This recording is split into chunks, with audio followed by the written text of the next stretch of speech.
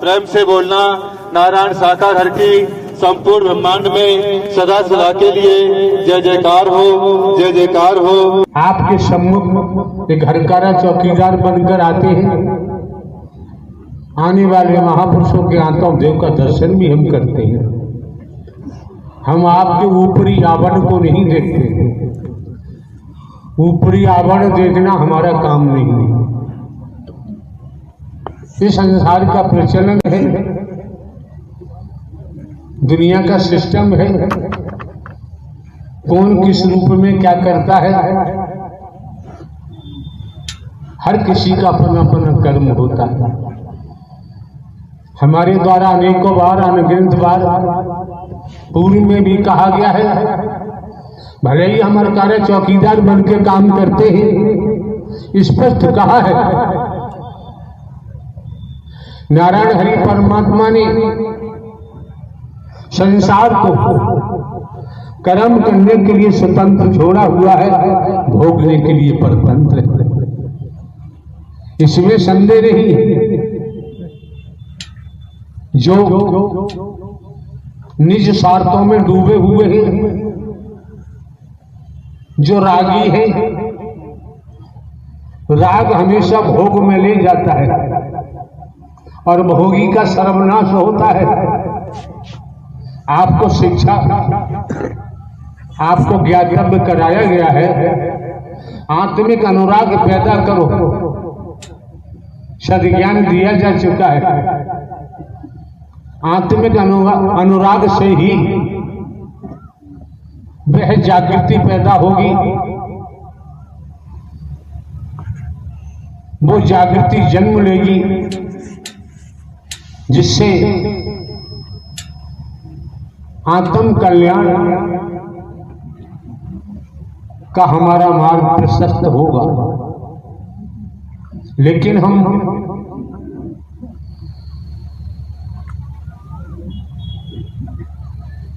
जैसे for example एक मिसाल के द्वारा जानते हैं, गांव देहात में रहते हैं, यहाँ की कमेटी है, जनपद एटा के महापुरुषों की कमेटी है। सभी पढ़े लिखे हैं, बुद्धिमान हैं। इनको चाहिए था कथावाचक की जरूरत है। इतने मिशन संस्था पंथ है, इतने गुरुजी हैं, सदगुरु जी हैं, शिव पुराण की कथा कहें, राम कथा कहें, भागवत कथा कहें, देवी कथा कहें, विष्णु पुराण की कथा कहें और तमाम वेद शास्त्र हैं। उनको बुलाना चाहिए था, क्योंकि आज दौर तो वही चल रहा है। आज दौर वही चल रहा है। आकाश से टूटकर अगर कोई तारा जमीन पर आ जाता है, इस वसुंधरा पे आके गिरता है, उस तारे को समझना किसी के बस की बात नहीं। वो तारा ही अवगत कराता है, वो तारा ही जानकारी देता है, वो तारा ही सद्ज्ञान देता है, स्वयं के बारे में बताता है, आपके बारे में बताता है, आपके संबंध की जानकारी देता है, अपने विराट स्वरूप की भी जानकारी देता है। लेकिन हम उसके शब्दों को समझना नहीं चाहते, उसकी बातों को पकड़ना नहीं चाहते। क्यों? हम मिथ्या नस्र में इतने डूबे हुए हैं, आसार में हम इतने लवलीन हो चुके हैं, हम स्वयं को ही भूल गए। हम स्वयं को हिंदू मुस्लिम सिख ईसाई समझने लगे, स्वयं को हम ब्राह्मण क्षत्रिय वैश्य शूद्र समझने लगे, स्वयं को हम नारी समझने लगे। ये बहुत बड़ी भ्रांति है, बहुत बड़ा भ्रम है। जो तारा आकाश से आया वो भ्रम को भी हटाता है, शंका संदेह को भी हटाता है, यथार्थ सामने प्रकट करता है। लेकिन जीव मोह माया में इतना दबा हुआ है, मोह माया में इतना लबलीन है, वो खुद की ही बात भूल गया कि मैं कौन हूं, मैं आया कहां से हूं, मेरा रूप क्या है, मेरा स्वरूप क्या है, मुझे क्या करना चाहिए, मैं कर क्या रहा हूं। Main body I am soul भूल गया। ईश्वर अंश जीव अविनाशी स्वयं को भूल गया। मिथ्या नश्वर को अपना लिया, असार को अपना लिया, सार को छोड़ दिया। तो क्या होगा, क्या होगा? कर्म ने किसी को छोड़ा नहीं है। राजा हो चाहे रंग, बली हो चाहे ओलिया, संतरी हो चाहे मंत्री, अधिकारी हो चाहे कर्मचारी, साधु संत महात्मा, और हमारे द्वारा तो भले ही हम हरकारा चौकीदार बन के काम करते हैं, इसी जुबान से हमारे द्वारा कहा गया है, बोला गया है, कर्म ने अवतारों को भी नहीं छोड़ा है।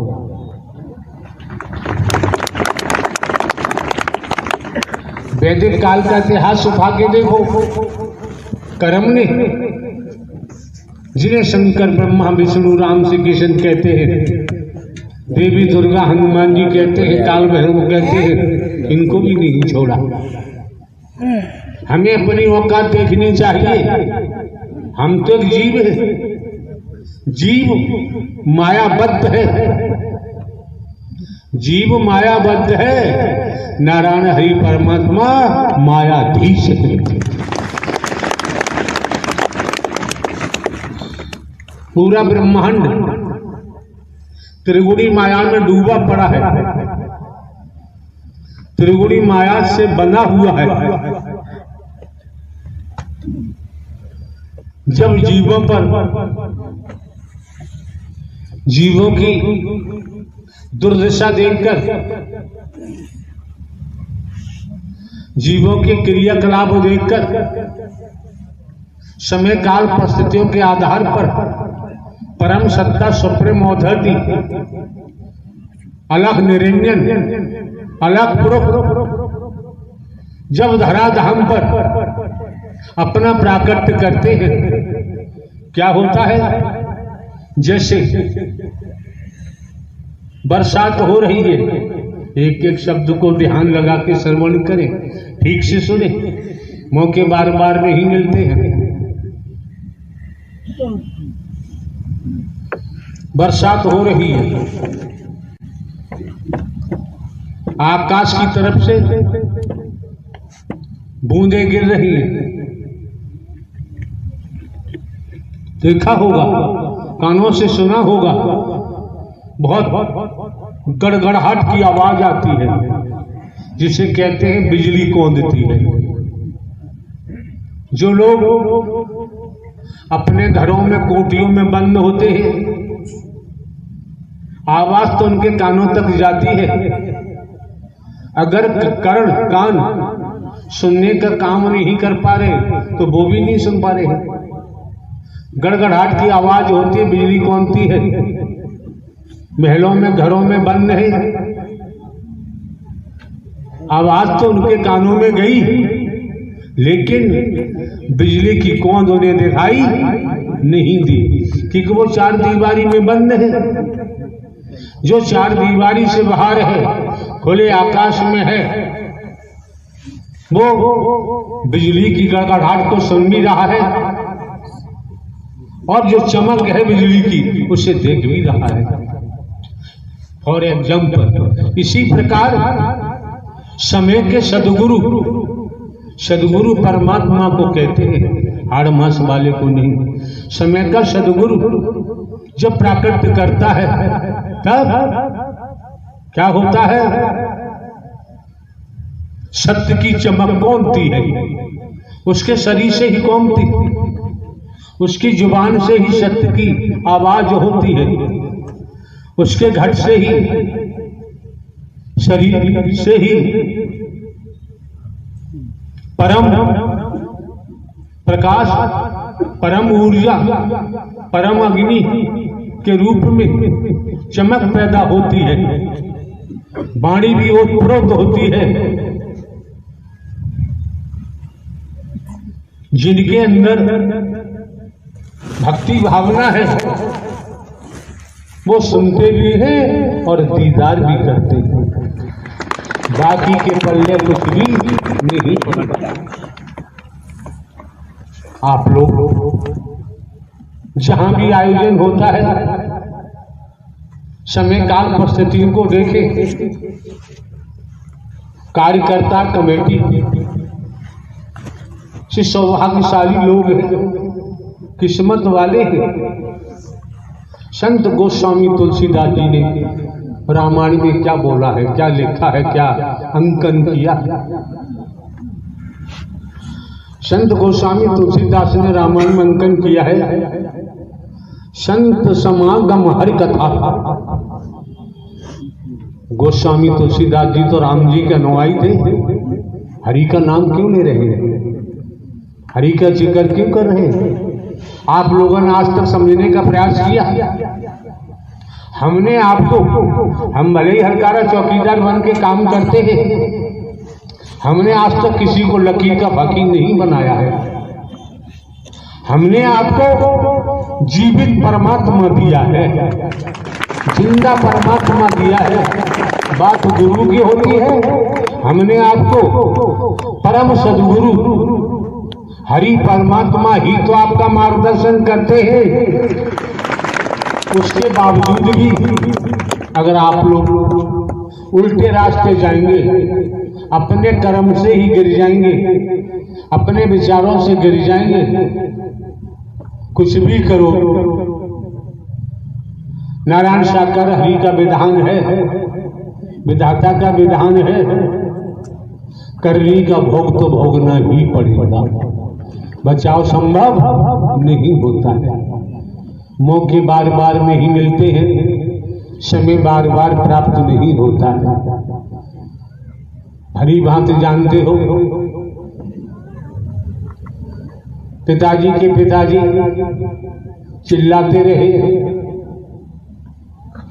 मेरे बेटे, मेरी बेटियां, मेरे भाई, मेरी बहनें, मेरे लड़की दामाद, तमाम संबंध होते हैं। मेरा फार्म हाउस, मेरी कोठी, मेरी हवेली, मेरे कारखाने, मेरे मिल, मेरा पद, बैंक में मेरे बैंक अकाउंट, चिल्लाते रहे। तन से प्राणवायु निकली, एक कतरा भी साथ नहीं लेते, न कोई साथ गया। जिन्हें अपना मानते थे वो भी कोई साथ नहीं गया। तो श्रीमान जी सब कुछ प्रत्यक्ष में सामने है, प्रत्यक्ष में सामने है।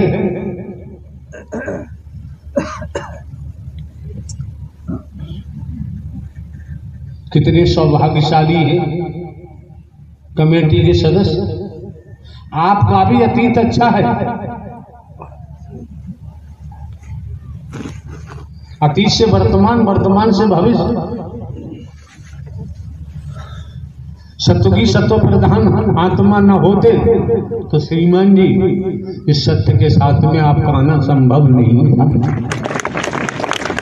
कितने सौभाग्यशाली हैं आप, कितने परम सौभाग्यशाली हैं आप। जुबान बखान नहीं कर सकती। आप संसारिक दुनियावी कैलेंडर के मुताबिक 20 वर्षों से हमें सुनते आ रहे हैं। भिन्न भिन्न प्रांतों में, कस्बों में, शहरों में, नगरों में, महानगरों में, ग्रामीण अंचलों में जहाँ जाने का मौका मिलता है, हमने कहीं ढोंग किया है, पाखंड किया है, आडंबर किया है, अंधविश्वास किया, ढकोसला किया है, हमने किसी कंचन कामनी को लूटा है आज तक, किसी को धोखा दिया है? क्यों? ये सत्य का मार्ग है, सत्य का मार्ग है। यहाँ सत्कर्म में लगाया जाता है, यहाँ लूटने का कोई प्रावधान नहीं। क्यों? गीता क्या कहती है? गीता ज्ञानदाता ने गीता में क्या कहा है? तू जिसको भजेगा, जैसा करेगा, उसी गति को प्राप्त होगा। तू भीख मांगेगा तो तुझे भी महादुर्गति के तहत पशु बनकर, क्या क्या बनकर खामियाजा भोगना ही पड़ेगा। ये गीता में जाके पढ़ लेना, गीता में प्रसंग आया है, यहां तक आया है। जिसकी पूजा करेगा उसी को ही प्राप्त होगा, ये गीता का प्रसंग है। हम तो आपके सामने आज की बात रखते हैं,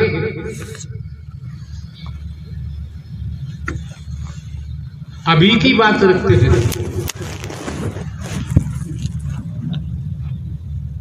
समझना न समझना आपका अपना काम है। इसलिए तन क्षण पहले हमारे द्वारा कहा गया था, आप कितने ज्ञानी ध्यानी हैं, कितने ही बुद्धिमान हैं, तनिक समय के लिए खाली हो जाओ। खाली होने पर ही किसी बर्तन को भरा जा सकता है। अगर बर्तन पहले से भरा हुआ है तो उसमें दूसरा नहीं डाला जा सकता। ये शरीर आपका एक बर्तन है, जो इसमें भर लिया है वही निकलेगा। संत मत कहता है, संगत से गुण उपजे, संगत से गुण जाए, बांस भांस और मिश्री एक ही भाव दिखाए। सोसाइटी का ध्यान दो, और ध्यान देना चाहिए। नारायण साकार है कि संपूर्ण ब्रह्मांड में सदा सदा के लिए जय जय।